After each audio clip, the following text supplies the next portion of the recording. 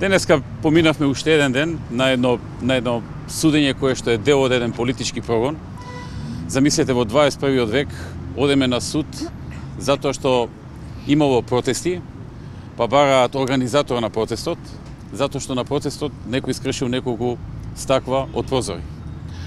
Во ситуација во која што нашиот политички противник го демолираше градот Скопје, кога се менува улиците на град Скопје, кога така наречените шарени револуционери ја запалија канцеларијата на претседателот на државата во објект, во зграда, во која што живеат станари, кои што можеа да изгорат при тој пожар, и во други многу такви ситуации во кои што апсолутно ништо не е покренато против никого.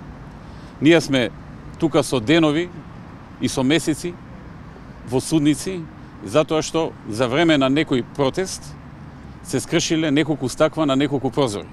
Па сега бара дали имал организатор, кој бил и така натаму. Значи, една апсурдна ситуација во која што сведоците се нашите директни политички противници.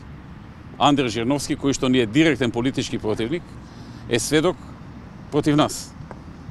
Вакво нешто во 21 век навистина е апсурдно што се случува, но еве за жал во Македонија го има.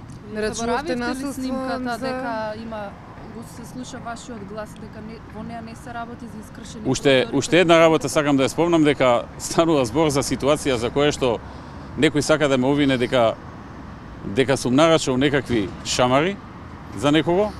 Шамари ниту некој удрил, ниту се обидел да удрил.